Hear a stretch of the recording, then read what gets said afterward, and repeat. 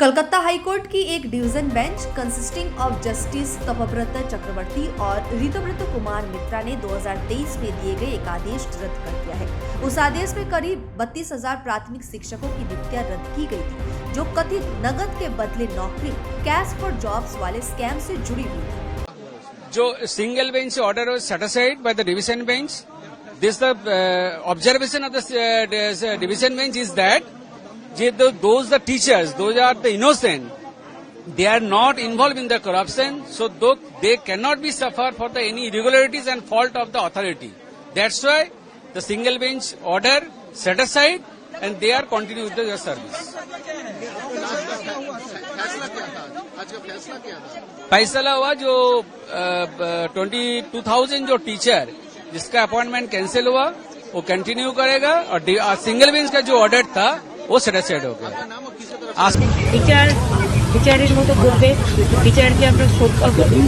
সুতরাং আমি সবচেয়ে খুশি যে আমার চাকরিরত ভাই বোনেরা তাদের চাকরিটা সুরক্ষিত করতে পেরেছে। पिछली एकल पीठ जिस पर अब अभिजीत गंगोपाध्याय जो अब लोकसभा सांसद हैं, उन्होंने 12 मई 2023 को 32,000 शिक्षकों की नियुक्तियां रद्द कर दी। उनका तर्क था कि भर्ती प्रक्रिया में अनियमितताएं हुई थी, जैसे कि एप्टीट्यूड टेस्ट न होना, बाहरी एजेंसी की भागीदारी और आरोप है कि कुछ उम्मीदवारों ने पैसे देकर नौकरियां ली। लेकिन डिवीजन बेंच ने अब जो फैसला सुनाया है वह कहता है कि उस प्रकार की सिस्टमैटिक पूरी प्रक्रिया अनियमितता सिद्ध नहीं हुई है।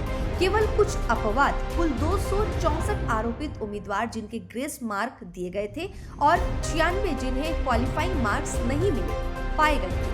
बेंच का कहना है कि ऐसे आइसोलेटेड मामलों को लेकर पूरी 2014 भर्ती प्रक्रिया को रद्द करना न्योचित नहीं है, खासकर तब जब अधिकांश शिक्षकों ने जिनके खिलाफ कोई आरोप नहीं है 9 साल से सेवा में थे।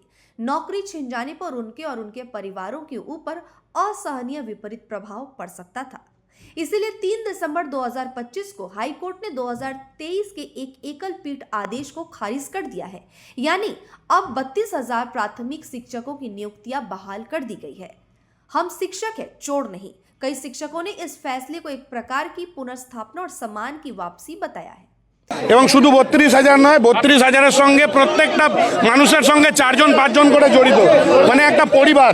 আমরা আজকে এই দীর্ঘ এই যন্ত্রণা থেকে মুক্তি পেলাম দীর্ঘ 2.5 বছর পরে। তো 2.5 বছর ধরে আমরা এই যন্ত্রণা ভোগ করে এসেছি, এই যন্ত্রণা থেকে আজকে আমরা মুক্তি পেলাম। মানে আমার কি বলবো, মানে বলে বোঝাতে পারবো না আজকে আমি কতটা খুশি। এতদিন যে দুর্নীতিগ্রস্ত কলঙ্ক নিয়ে বেড়াতাম, সেই কলঙ্ক মুক্ত হলাম আমরা। সত্যের জয় হবে এবং সত্যের জয় হয়েছে, কারণ আমরা অসৎ উপায় চাকরি পাইনি, আজকে সেটা প্রমাণ হয়ে গেল।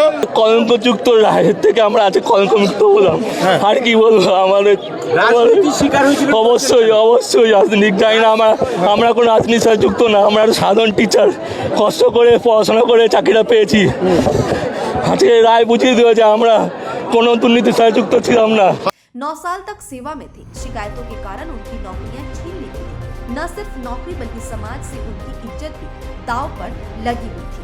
अब उन 32,000 परिवारों को जिनकी आजीविका, बच्चों की पढ़ाई, बैंकिंग व्यवहार सब प्रभावित हो रहा था, राहत मिली है। यह फैसला यह संदेश देता है कि अदालतें फर्क समझने लगती है, अलग अलग आरोपित व्यक्तियों और पूरे प्रणाली के बीच। यदि पूरे भर्ती चयन की प्रक्रिया में दाग साबित नहीं हो तो मास रद्दीकरण, मास कॉन्सुलेशन नियोजित है। साथ ही 9 साल बाद इतने बड़े पैमाने पर नियुक्तियों को रद्द करना मानवीय और सामाजिक दृष्टि से बहुत कठोर कदम होता है। यह फैसला न सिर्फ 32,000 शिक्षकों के लिए रोजगार सुरक्षा का पुनरुद्धार है, बल्कि न्याय प्रक्रिया, जिम्मेदारी और संवेदनशीलता की अदालतों की समझ का भी उदाहरण है। समय अब इस बात पर आएगा कि क्या आगे इन 264 व 96 संदिग्ध नियुक्तियों की पूरी जांच होगी और दोषी पाए जाने वाले के खिलाफ कार्रवाई होगी।